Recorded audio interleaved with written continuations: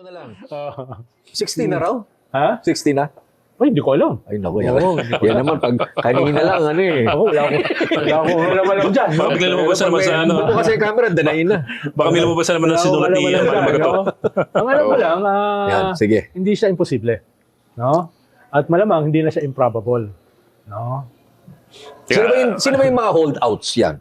Na marupok? Yan na lang. Yung sino doon sa mga Yan. mga nandun pa sa kabilang kampo na medyo marupok. Jaime. Marupok ba yun? Hindi. Di ba solid yan? Solid na. yun. oo. Yeah, kaya ko yun ang tanong. Yung mga solid. Jaime. Okay. Yan. Robin. Oh. Jaime. Oh. Robin. Dalawa lang. Ibig sabihin, Dalawa lang. Robin. Sabihin, malambot na yung ano, yung ambassador? Wala akong sinabi. Sinabi ko lang, yun ang mga solid. Si Bongo. Jaime. Robin. Sino ang pinakamarupok Oo. sa kanila? Ha? Sino yung pinakamarupok? Yung pinaka-available ang kaso. Ay, bilyar. Kasi ano, white collar crime. Oo. Pero, Hindi siya tipong inunsi plunder. yung MRT, yung LRT. Jaime Robin talagang Solid. solid yan. Yung ano naman, yung Cayetano. Solid din naman yung Cayetano. Walang pag-asang ano. Si Bato, solid yan. Bato eh. Oo, pero wala na sa bilang yun. Pero yung kay Thanos, walang pag-asang bumaliktad yun. O hindi na kailangan. Hindi, ang pinaka-solid, labo mo naman, pinaka-solid. Sabi ko, Jaime tsaka Robin. Hindi, sabi mo si yung kay Tano Solid lang, iba yung pinaka-solid. Okay ba yun eh? So, pag, Ano ka ba? parang bato yan. Parang bato. Pagka idulanan, parang yung patak ng tubig. Di ba? Ang ba dyan, nuansing ba tawag dyan? Hindi yung bato, pag napuruhan ng ganyan, ng Ghost Project at saka ng Reclamation Project, Nabibiyak. Sino yung malasado? Yan. Itlog naman ang ano natin, itlog. di yung pinakamaraming Damocles sword sa ulo. Bongo. Talagang sumasagot eh, no? Hindi, maraming Damocles eh. Hindi marami. Tama ba yung sabing maraming Damocles o pinakamalaking Damocles sword? Kasi matindi yun, di ba? Yung ICC, hindi yun. Hindi yun. Pa yung plunder. Tsaka, yung hindi naman ganun ka-solid doon sa akusado. To begin with. Diba? So, kombinasyon yan eh. Damocles sword, no? Ang papakamatay ka pa para sa akusado, kung ikaw na sa lugar niya. Hindi. Bilis, di ba? Lumo na eh. Tingin niya ba naintindihan nila pinag-uusapan natin? Wala na lang nila sa comment section. Yan. Madali naman pag sinasabing 16. Yung that magic number naman, isa lang pinatutunguhan niya, di ba? Ang malapit-lapit na dahil yung sa impeachment, naglalabasan na yung ebidensya eh. Oo nga, baka nga bawasan na ng article of impeachment eh. Bakit? Hindi na kailangan? Para mabilis. Para climax na kagad. Oo. Diba? Huwag na yung bribery. Ano sabi nila, no? Pag nawala, sabi natin, hypothetically lang po ito, no? In an election, in a race na walang Sara Duterte, it's, ang mangyari, free for all yan. Yes, pero may papalit sa kanya. May plan B. Yeah. Pero free for all pa rin. Posible. Unless yung papalit sa kanya ay malakas. Ibig sabihin, hindi naman hihina ng gusto.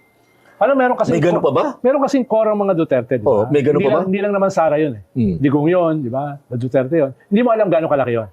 Alin doon yung soft, alin doon yung mawawala pag nawala si Sara. Si Basti. Oo. Kaya nga. Kaya nga makikita mo yung actuations ni Basti ngayon, actuations ng tatay, di ba? Oo. Yung mga estilo niya. Dahil iba kasi, mas mataas yung palang tatay kaysa kay Sara. Di ba? So kung ididikit nila doon, tapos may ipapackage nila, kung sakali may impeach si Sara na talagang persecution, selective justice, tapos magkakasakit si Digong sa The Hague, maawa mga tao. Yung mga ganyang diba? bagay. Yung ganong klaseng kombinasyon. Diba? So maski yung maraming tato. Oo. Hindi na yung tattoo makikita nila. Makikita na nila yung Duterte brand. At least kung yung plano, kung ako yung mag-PPR sa kanila. Lagi daw lasing. Oo, pero hindi mo naman ipapakita na habang lasing. Papakita mo lang. The last election na 2022, yung umaakit ng stage lasing na kumakanta-kanta, nag-number 1. Oo nga. Diba? Diba dating nun? Alam niyo na sino yun, di ba? Yung nag-wonderful tonight. Yan. Kung kumakanta nga, parang lasing eh. Nag-i-intervene sa Senado, parang lasing, di ba? Oo. Pero kamusta yung political capital ni Baste? I mean, Hindi na, it doesn't matter eh. Dahil bawa, kaya nga siya hindi pinatakbong mayor, di ba? Dahil mismo sa Davao, yung kanyang political capital hindi ganun kalaki. Diba? Pero kung sakali may impeach si Sara, tapos siya yung plan B, embellish na yan. Yung political capital ng tatay at saka ng kapatid, yun ang gagamitin sa kanya. Dahil nga, meron kang solid core na mga DDS. Yeah. But my question is actually more of how transferable kaya would it? Yung solid core, transferable yun. Yung Duterte. O, yung iba, embellish mo na lang. Kung na lang yan, trabaho ng PR yan.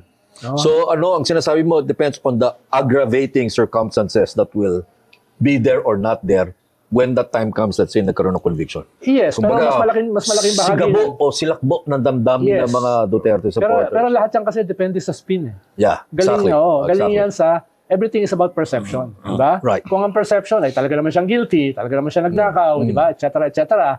Tulad ng ginagawa niya Costa, dinidiin siya, di ba? Eh di, yung political capital niya dramatically mababawasan. Yun, alam Pero mo- kung maganda ang mag-i-spin, na ito ay persecution, ito ay selective justice, no? Kaya nga, nalulungkot si Digong sa The Hague, ayun. Dahil sa lungkot, humihina ang katawan. Mga ganun ba klaseng spin? Okay.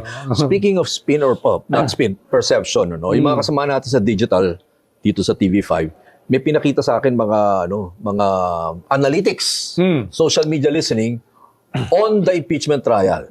Okay? Overwhelmingly, ang malakas na palo is feeling of disgust. Susunod, feeling of anger. Yung feeling of joy, 3 feelings na yan, disgust, anger, joy. Yung joy, napakaliit. Although it doesn't say whether it Kanino favors ba? one side or the Yun nga, other. yun ang mahalaga. Discuss kanino. Disgusted. Towards. Diba? So it doesn't say that. Oo. So in that sense, I think they try to avoid naman being partisan. Yung Yun yung mahalaga. yung social media listening nito, yung analytics nito. Pero it's still instructive na ganun ang sentimiento ng mga publiko tungkol dito sa nangyayaring impeachment hearing. At saka tinatrack nila pababa yung interest. Yeah. I don't know why. Hindi, dahil... Is it safe to say ito lang, Ronald? My question is here. Although it does not say kung yung feeling of disgust and anger is for the defense or the prosecution. But given that this part of the trial is the defense or the prosecution presenting its evidence, don't they have the bigger burden of carrying that perception? Kung ako kasi yung defense, ang magiging part ng strategy ko ay bumitaw yung mga nanonood. Paano mo Okay. naman dedepensahan yung grave threats? Paano mo dedepensahan yung notice of Confidential. disallowance, confidential, di ba? At papunta dun sa unexplained wealth. Kaya if I were them, ang strategy ko ay mag-sign off yung karamihan. Okay. Yung matitira, ito yung mga solid na for or against.